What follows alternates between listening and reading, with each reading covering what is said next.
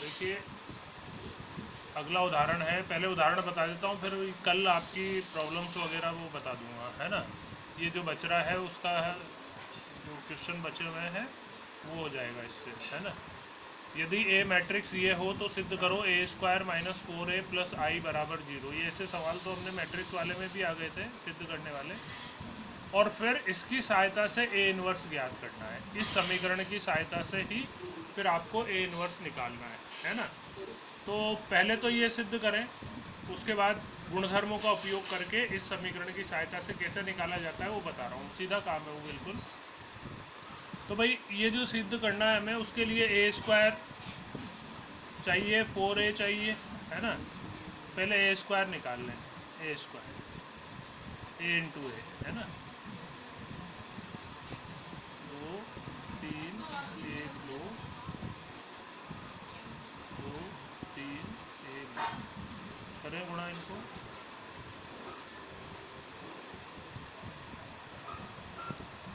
2 दूनी 4 प्लस 3, 2 तिया 6 प्लस 3 दूनी 6। दूसरी बात 2 एकम 2 प्लस 2 एकम 2,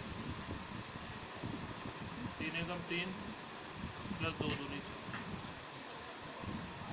तो ये आया आपका ए स्क्वायर मैट्रिक्स 7 12 4 7। ये ए स्क्वायर मैट्रिक्स आ गया। अब जो सिद्ध करना है उसका LHS, ए स्क्वायर माइनस 4a प्लस आई बराबर 0, यानी शून्य मैट्रिक्स, 0 मैट्रिक्स लाना है ना। तो इसमें मान रखें ए स्क्वायर मैट्रिक्स ये रहा आपका 7 12 4 7 माइनस 4 इंटू ए मैट्रिक्स 2 3 1 2 और प्लस आई मैट्रिक्स 1 0 0। सरल करें इसको, 7 12 4 7 माइनस 4 से अंदर गुणा कर दें, 4 दूनी 8 4 तिया 12 4 एकम 4 4 दूनी 8 प्लस 1 0 0 1। तो 7 माइनस 8 प्लस 1, तो 8 माइनस 8 0 हो गया। 12 माइनस 12 प्लस 0, तो ये भी 0 हो गया। 4 माइनस 4 प्लस 0, ये भी 0 हो गया।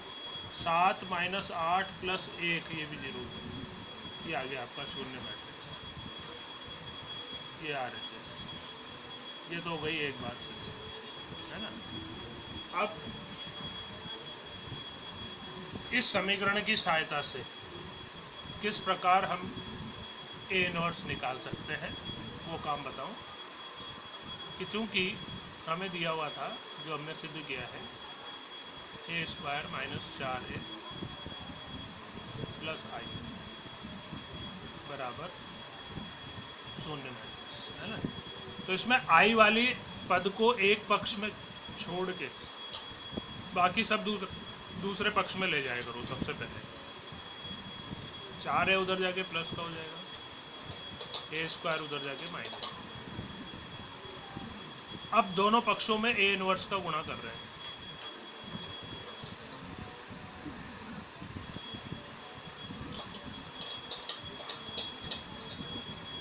ए इनवर्स इंटू आई बराबर 4 A into I minus A into A inverse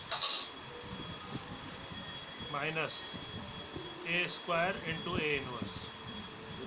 ठीक है, तो ए इनवर्स का दोनों पक्षों में गुणा कर दिया। ए इनवर्स इंटू आई, आई से तो किसी को भी गुणा करने पर वही मैट्रिक्स आता है। ये तो गुणधर्म पहले ही पड़ा हुआ है अपना, है ना। ए इंटू आई, आई इंटू ए बराबर ए होता है ना। तो ए इनवर्स इंटू आई, तो ए इनवर्स बराबर ए इंटू ए इनवर्स ही आई हो गया, जो अपना इनवर्स मैट्रिक्स से जो गुणधर्म चल रहा है 4i माइनस इसमें A square means A into A into A inverse, A into A into A inverse, तो ये a इंटू ए इनवर्स ये हो गया i,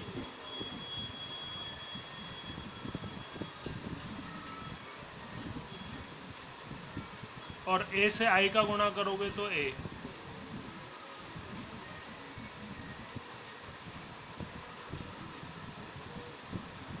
यानी a इनवर्स जो है अपना वो 4i माइनस a के बराबर है ना।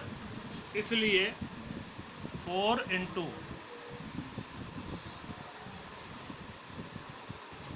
i matrix 1 0 0 1 minus a matrix 2 3 1 2,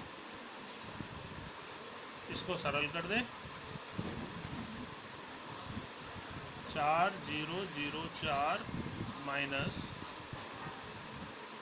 2 3 1 2, ये बचेगा आपका 4 माइनस 2 2, 0 माइनस 3 माइनस का 3,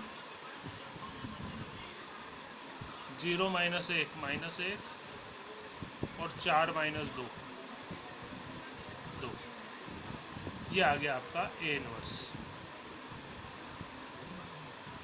इस तरह से गुणधर्मों का यूज करके तो आई को एक पक्ष में ले जाकर रख के बाकी सारे पक्ष पद दूसरे पक्ष में ले जाया करो, दोनों पक्षों में फिर ए इनवर्स का गुणा किया करो, तो ए इनवर्स इंटू आई वो तो ए इनवर्स हो जाएगा, क्योंकि आई से किसी को भी गुणा करते हो तो वो मैट्रिक्स ही आता है। ये गुणधर्म पहले ही चल रहा है, अपना पुराना गुणधर्म है।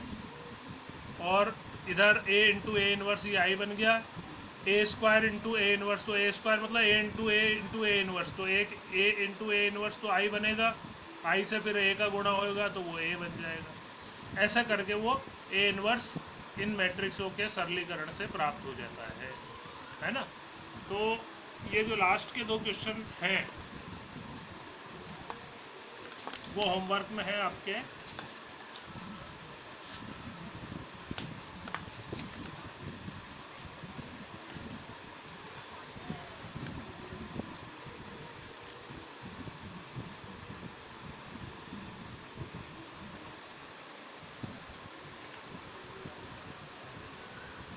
ये सिद्ध की मैट्रिक्स ए है, ये 2 3 2 माइनस 3 3 4, तो समीकरण को संतुष्ट करता है, ये तो सिद्ध करना है आपको। समीकरण ए square minus 6a plus 7i बराबर 0, ठीक है।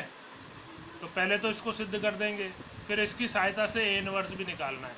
तो 7i को एक पक्ष में लेके रख के 6a और ए स्क्वायर उधर ले जाना, ठीक है, 6a माइनस ए स्क्वायर, फिर वही दोनों पक्षों में ए इनवर्स का गुणा करना, तो 7i इंटू ए इनवर्स वो तो 7a इनवर्स बन जाएगा, और बराबर के उधर ऐसे ही वो मैट्रिक्स बन जाएंगे। और फिर 7 को भी उधर ले जाना, जो उधर जाके मैट्रिक्सों के उधर 1/7 1/7 हो जाएगा, है ना, 1/7 लास्ट में ले जाना उसको, ठीक है। ऐसे इसमें 10वें में ए मैट्रिक्स ये हो तो सिद्ध करो ए square plus 4a minus 42i बराबर 0, तत्पश्चात इसकी सहायता से ए इनवर्स ज्ञात करो, है ना। तो वही 42 ए उधर ले जाओ, ए स्क्वायर प्लस 4a बराबर 42i, फिर दोनों पक्षों में वही ए इनवर्स का गुणा करना, तो ए इनवर्स इंटू आई वो तो ए इनवर्स बन जाएगा। 42 को लास्ट में जब एक मैट्रिक्स रह जाए दूसरी तरफ तब उधर ले जाना, जो 1/42 हो गया, गुणा हो जाएगा, ठीक है ना। तो ये और कर लेना। और वो तुम्हारी जो प्रॉब्लम है, अच्छा तुम्हारा वो हिमांशु, तुमने ये एक तो 5वें क्वेश्चन 5वें में करवा दूंगा, 7वें क्वेश्चन के लिए 7वें में क्या प्रॉब्लम आ रही है, 7वें में ए दे रखा है तो ए इनवर्स तो हम निकाल सकते हैं, बी का इनवर्स दे ही रखा है आपको निकलवा रहा है ए इंटू बी का होल इनवर्स, वो किसके बराबर होता है, B inverse into A inverse के। तो ए का इनवर्स हम निकाल लेंगे, बी का इनवर्स उसने दे ही रखा है, और ए इंटू बी का whole inverse B inverse into A inverse से निकल जाएगा, उसका उपयोग करना, B inverse into A inverse गुणधर्म का, ठीक है। और ये जो 8वें की बोल रहे हो तुम, 8वें में सारणिक का मान, इसके संगत सारणिक का मान आ रहा है 1 + tan स्क्वायर अल्फा, ठीक है। और जब इसका ए इनवर्स ए इनवर्स निकाल लोगे और इसका 80 कर दोगे, उन दोनों को गुणा करना। गुणा करने पे वो जो बाहर 1/a सारणिक का मान चलेगा ना आपका 1 + tan स्क्वायर अल्फा, उसको जैसे ही अंदर गुणा करोगे वो cos 2a और sin 2a के tan वाले सूत्र बन जाएंगे। tan वाले सूत्र बनेंगे तो उनसे फिर वो cos 2 अल्फा sin 2 अल्फा वो मान रखाई में आ जाएंगे। सीधा है ये तो प्रश्न, है ना। और ये 5वां मैं कल बता दूंगा, ठीक है। और कोई प्रॉब्लम हो तो वो बता दो, है ना।